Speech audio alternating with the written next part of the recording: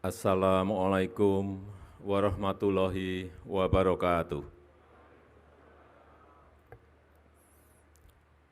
Bismillahirrahmanirrahim. Alhamdulillahirabbil alamin. Wassalatu wassalamu ala asrofil anbiya'i wal mursalin. Sayyidina wa habibina wa syafi'ina wa maulana Muhammadin wa ala alihi wa sahbihi ajma'in amma ba'du.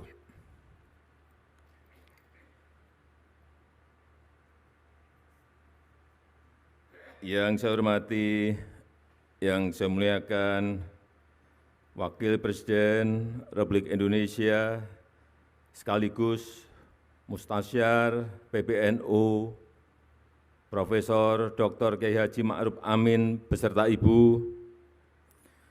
Yang saya hormati, yang saya muliakan Rais Am, Pengurus Besar Nahdlatul Ulama, Bapak Kiai Haji Miftahul Ahyar beserta seluruh jajaran Syuriah. Yang saya hormati, yang saya muliakan Ketua Umum PBNU Profesor Dr. Kiai Haji Said Agil Siroj beserta seluruh jajaran Tanfizyah. Yang saya hormati Ketua dan Pimpinan Lembaga-Lembaga Negara, yang saya hormati Wakil Presiden Republik Indonesia ke-10 dan ke-12, Bapak Dr. Andes Yusuf Kalla,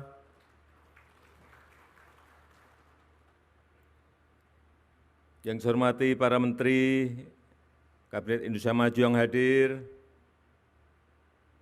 seluruh jajaran Mustasyar PBNU, yang saya muliakan para kiai, para masyayikh, para alim ulama, Gubernur Provinsi Lampung, beserta seluruh Bupati dan Wali Kota yang hadir, yang saya hormati seluruh jajaran pengurus wilayah, pengurus cabang, sampai pengurus ranting NU dari seluruh tanah air, peserta muktamar, hadirin dan undangan yang berbahagia.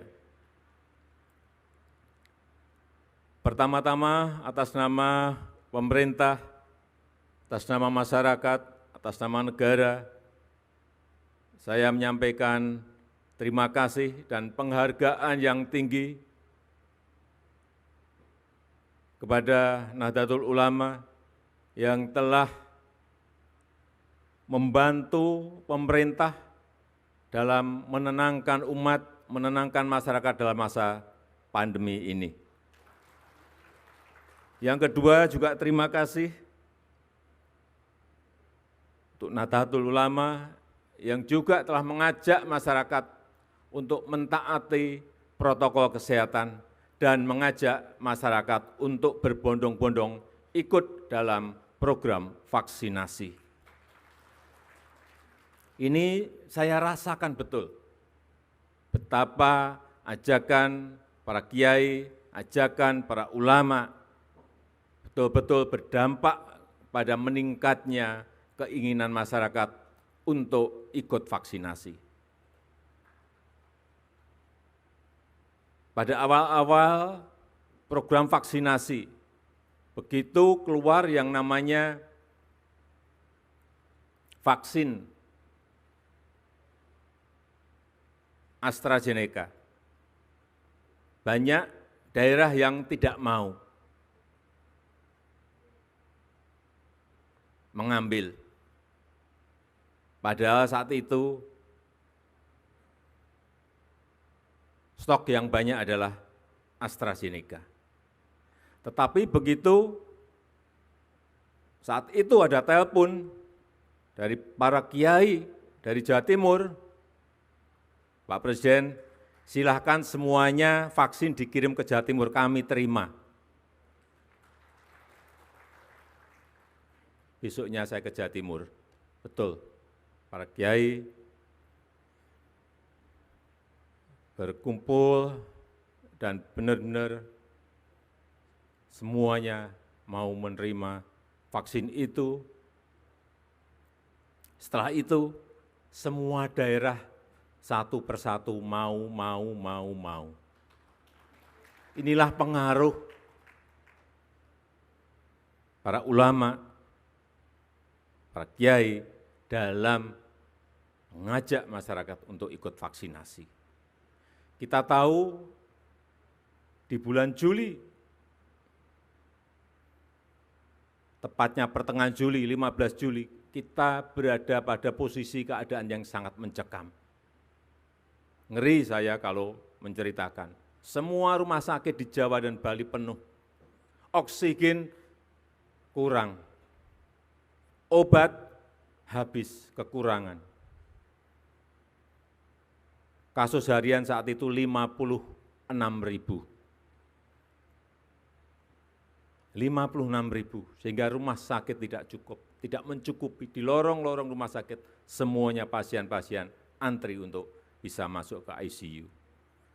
Alhamdulillah, berkat dukungan dari NU, kemarin kasusnya alhamdulillah hanya 216 kasus per hari di seluruh tanah air.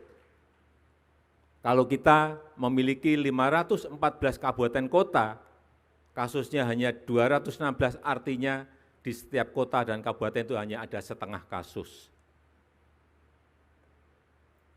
Kemudian vaksinasi, sampai hari ini kita telah menyuntikkan 263 juta vaksin kepada masyarakat.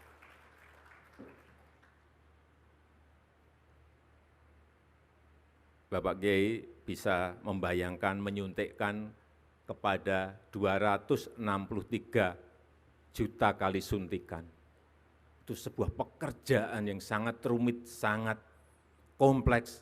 Belum membawa vaksinnya ke tempat-tempat yang sangat sulit di atas gunung, ke pulau-pulau kecil, dengan membawa perahu, dengan naik sepeda motor, membawa box untuk pendingin vaksin. Sekali lagi alhamdulillah, kita sudah mencapai 263 juta, dosis pertama 73,9%, dosis kedua 51,8%. Kita harapkan segera bisa mencapai 70% untuk mengejar agar COVID ini tidak menyebar kemana-mana lagi. Dan juga hari ini telah disuntikkan kepada anak-anak 6-11 tahun sudah 1 juta. Ini juga kecepatannya sangat bagus sekali, alhamdulillah. Tapi kita tetap harus masih hati-hati, masih harus waspada, karena sekarang muncul varian baru yang namanya Omikron. Telah ada 83.000 kasus di dunia, dan ke negara kita Indonesia juga telah masuk. Sehingga sekali lagi saya sangat mengapresiasi protokol kesehatan didampingi Satgas dalam muktamar ini, dan insya Allah kita semuanya kembali ke daerah masing-masing dalam keadaan sehat. Yang kedua, yang berkaitan dengan ekonomi umat.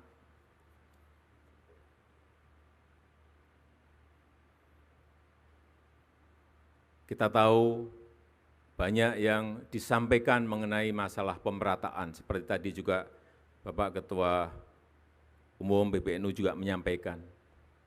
Memang kita harus berbicara apa adanya, pemerataan bukan sebuah hal yang gampang untuk dilakukan. Tetapi saya melihat bahwa kekuatan di NU sekarang, anak-anak muda yang pinter-pinter, santri-santrinya yang pinter-pinter, yang keluaran banyak dari universitas-universitas yang besar dari seluruh negara yang ada di dunia ini.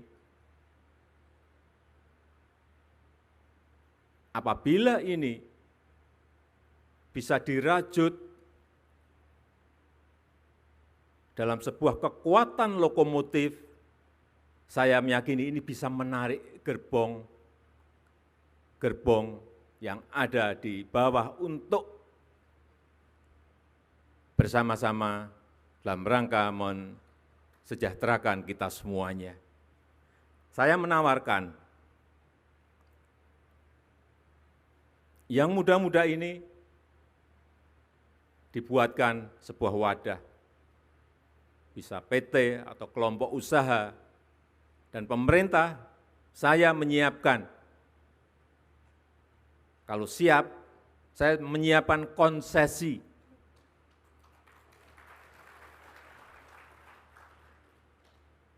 Baik itu yang namanya konsesi, terserah mau dipakai untuk lahan pertanian, silahkan. Saya juga ingin menyiapkan konsesi minerba.